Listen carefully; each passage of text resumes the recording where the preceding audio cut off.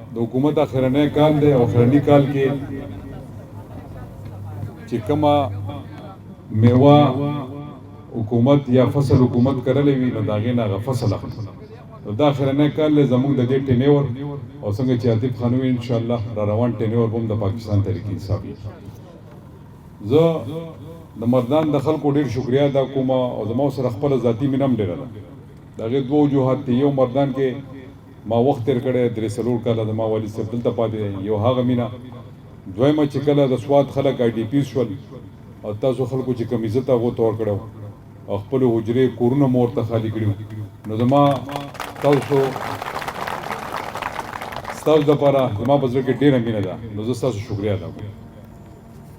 عاطف خان ډېر ډیټیل خبرې وکړې، میډیا ملګري دلته ناست دي او ټول پروجیکټونو باندې هغه رڼا واچوله. زه په هغې باندې نورې خبرې نه کوم، زه صرف 2-3 جنرال خبرې به کومه د اوسني حالاتو باندې او صرف دومره به ووایم چې یاره دا نن کوم پروجیکټ دپاره خصوصا نور خو انګوینګ پروجیکټ شول، څه د ان پي د ګورنمنټ شو، څه زموږ د تېر شوي ګورنمنټ شو،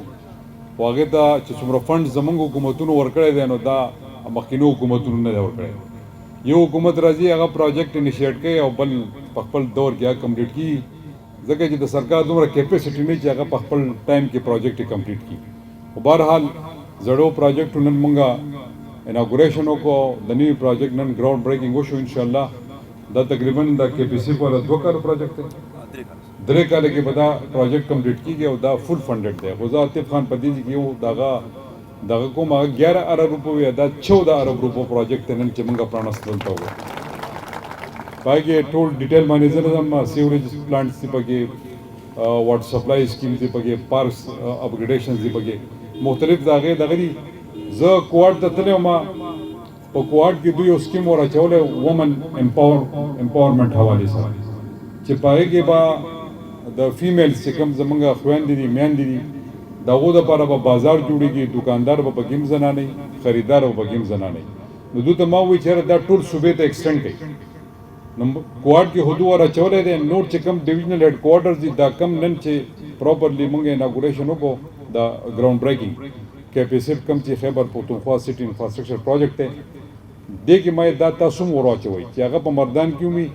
هغه په مینګوره کې وي، هغه په کوهاټ کې وي، هغه په ابټاباد کې وي، هغه په ډي ای خان کې وي، په بنو کې وي. څومره چې ډویژنل هیډ کوارټرز دي چې پای کې دا مونږ ایډ کړو او ځکه دا د پښتنو سیمه ده چې هلته څوک پردهداره خواتین ځي او هلته خپله سودا ښه په کولا او مټ باندې او ښه په یو پرده کې کوي. نو دا به انشاءالله مردان ته ور واچوي، دا سکیمه پکې مو ور واچوي. دې نه علاوه د سیاسي حالات چې نن سبا کم دي، بیا د فنډز د ایشوز خبره وشوه. هغه ورځ باندې ما پریس کانفرنس وکړو، ما سره ګلګت بلتستان سی ایم هم ناست و، د پنجاب فاینانس منسټر ورسره، د آزاد کشمیر سره فاینانس منسټر ناست و. مونږ ټول ناست وو، مونږ خپل اواز د میډیا په وساطت باندې فیډرل ګورنمنټ ته رسولی دی. عاطف خان 120 ارب روپۍ، دا 120 نه دي، دا تقریبا 190 ارب روپۍ دي چې کوم د خیبر پختونخوا حصہ شیرز د ان ایف سی د ان ایچ پی د ایکسپاټا دا ټول چې راجمع کړي دا تقریبا 189 بلین دي. دا زمونږ فیډرل ګورنمنټ ته واجبات دي او دا هغه نه دي چې دا به زموږ له په قرضې په شکل کې راکوي، دا زموږ حق دی چې دا موږ ته میلاو شي. نن م اخبار کې یو خبر لګېدی نیوز کې، ما د عاطف خان صاحب راولی و، ما ته مخکې نه راغلی و، د ارباب نیاز کرکټ سټیډیم حوالې سره چې د فنډز د کمۍ په وجه باندې دا په دې 2023 کې نه کمپلیټ کېږي. بهرحال هغې ته خو ما فنډز ایښودي دي، هغه به کمپلیټ شي. خو دا څومره چې پروجیکټس 80-90% کمپلیشن ته نږدې دي د هغې په وجه باندې موږ ځکه صوبه کې ترقي لږه رکاو شوې ده چې دا پیسې موږ ته نه میلاوي، او چې دا پیسې میلاو شي نو انشاءالله یو پروجیکټ هم پاتې نه، ټول به په خپل ټایم وخت باندې کمپلیټ کېږي او خلکو ته به د هغې څه مقصد دپاره چې پروجیکټ انیشیټ کېږي هغه به هغه خلکو ته هغه میلاویږي، هغه ثمرات به ورته میلاویږي. نو د هغې دپاره موږ لږې جدوجهد کوو او مختلف ورسره رابطه کې هم یو. کونۍ نه اخره کې زه خپل کیبنټ او زموږ چې څومره ایم پی ایز دي ما اپوزیشن سره هم خبره کړې ده، په هغو ځي او کونۍ چې د هغو خپله مرضي ده، خو موږ به ځو او د نیشنل اسمبلی مخې ته به ټینټ لګو او خپل حق پر راوړو او تاسو به انشاءالله دا خامخا راوړو. په دې کې د ټولو نه کومه سینسټیو خبره چې ده هغه د ایکسپاټا فنډ هغه ټیک ته مرجر شوی زموږ وروڼه دي خو د هغې خپل 10 ساله پلان دی او هغه پلان دپاره هغو کله چې په 2018 کې د نون ګورنمنټ په اینډ کې او هغو فاټه مرجر وکړو نو هغې دپاره 100 بلیون وعده کړې وه چې 100 ارب روپۍ به په کال کې ورکوو او دا 10 سال به دا ورکوو نو هغه 100 ارب پرېږده ما خیال دی په دې کال کې تر اوسه پورې موږ ته هغو 10 ارب روپۍ هم نه دي راکړې او فاټه چې د څه مقصد دپاره د هغې مرجر شوی دی هغه ونشي نو هغه به ډېر زیات خطرناک وي ډول خو د هغې د ټول غټ نقصان به دی سیټر ډسټرکټ دی دلته به امن و امان خرابېږي او د هغې نه بعد به پوره پاکستان ته د بدامنۍ دا یو لهر به بل شروع کېږي ځکه چې هلته تاڼې جوړول غواړي هلته پولیس لاین جوړول غواړي هلته کې هسپتالونه اپګریډ کول غواړي هلته خلکو له ترقي ورکول غواړي ګورننس ایشوز دي هلته کې هغه د هغې د امپرومنټ ضرورت دی دا ټول بغیر د فنډز نه هېڅ هم نه کېږي پیسو نه بغیر هېڅ هم نه کېږي نو زه نن بیا د میډیا په وساتت باندې فیډرل ګورنمنټ ته یو ځل بیا وایم چې موږ سره کښېنئ زموږ بقایجات راکړئ ځکه چې موږ د مشکل حالاتو سره سر یو نو که نه کوئ نو بیا موږ سره د هغې الټرنیټ دا شته چې یاره په دویم سټیپ په دا خلو چې هلته به درځو او درېیم سټیپ په دا چې بیا به عوام ځان سره کوو او درځو به هلته او خپل حق به دننه راوړو ځکه دا زموږ حق دی دا موږ په هر صورت باندې تاسو راکوئ باقي د خان صاحب امانت دی دا که زه وزیر اعلی یم دلته کې که دا کیبنټ دلته ناست دی که ایم پی ایز ناست دي ستاسو په ووټ باندې موږ منتخب یو او دا د عمران خان صاحب موږ سره یو امانت دی چې کله هغه وویل اشاره یې وکړه نو بس اسمبلیانې به ډیزالو یا موږ به واپس تاسو سره ناشو باقي به دویمه خبره نه درېیمه خبره اخرنۍ خبره هغه عاطف خان چې کوم نوي ډیمانډ جوړ ما سره پرون میلاو چې وخت خو حالات خراب دي او فنډز په حوالې سره نو څه به کوئ نه یاره ما چې وزیر اعلی راځي نو خامخا خلک د ایکسپیکټیشنز کوي نو ووایي چې دې ټایم کې زه څه کولی شم هغه به وکړم او پروسس به شروع شي او انشاءالله چې یو ځل د یو پروجیکټ پروسس شروع شي اپروول یې وشي بیا په خپله باندې فنډز پیدا کېږي الله تعالی بادشاه دی هغه ورکوي هغه سیسټم روان وي نو کوم چې ده ماته ویلي و دلته اناونسمنټ ده په خپل سپیچ کې وکړه کې ایم یو والا خبره دې وکړه دغه والا د هغې نه علاوه ډیولاایزیشن او دغه روډ د ایکسټینشن دی دا کم کارټنګ والا روډ ته وي درې څلور چې کوم ډیمانډ دي نو هغه موږ زما ټیم نوټ کړل هغه زه د خپل طرفه د مردان خلکو ته تحفه کوم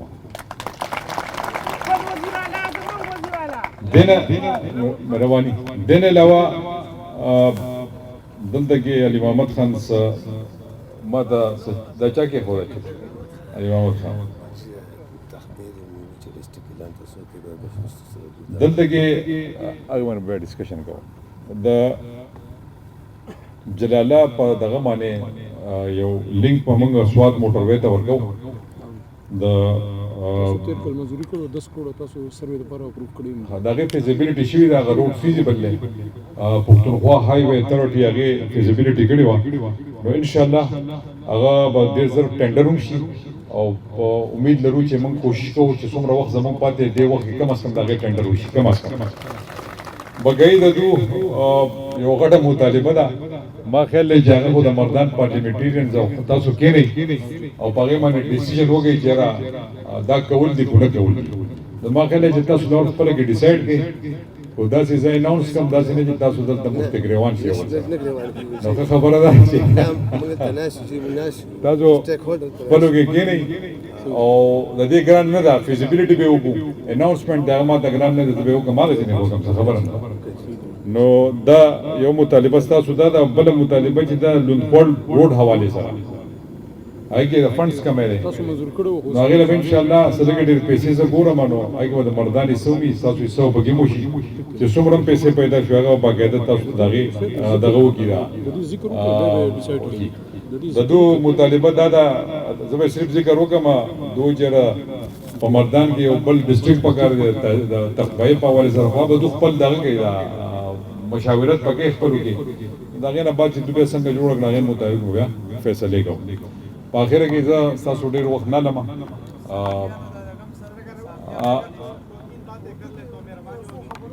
اردو کې ته وایم ما خو تاسو به خفه شئ پښتانه یې ځکه اردو کې مې نه دی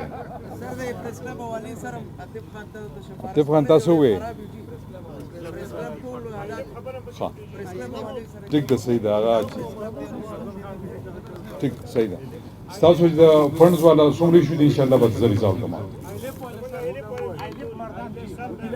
وکیلان د پارم سو کوم بس ټیک تاسو د پارم سو کوم ان شاء الله منظور ده ټیک ما سمجھی ٹھیک ده صحیح ده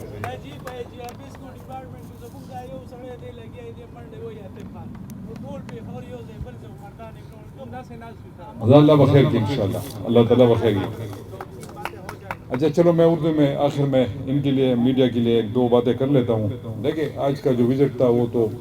پراپر یہاں پر جتنی بھی ہمارے ڈیولپمنٹل کام تھے ان کے اناگوریشنز کرنی تھی اور ساتھ گراؤنڈ بریکنگ کرنی تھی, جو کہ صرف ایک بہت بڑا پروجیکٹ ہے اربن ایریا ڈیولپمنٹ کرنے کے لیے, تو اس کی باقاعدہ طور پر آج ہم نے گراؤنڈ بریکنگ کر دی ہے. باقی میں اپنے صحافی بھائیوں سے یہی میری گزارش ہوگی کہ میری آواز فیڈرل گورنمنٹ تک پہنچائے, جو اس وقت ہمیں شدید مشکلات ہے فنڈز کے حوالے سے, اور جو ہمارا حق ہے صوبے کا حق ہے, صوبے کے عوام کا حق ہے. میں دوبارہ ان کو یہ بتانا چاہتا ہوں اگر خیبر پختونخوا پاکستان کا حصہ ہے تو ہمیں ہمارے فنڈز دیے جائیں, اگر خیبر پختونخوا پاکستان کا حصہ نہیں ہے تو پھر بھی ہمیں بتایا جائے.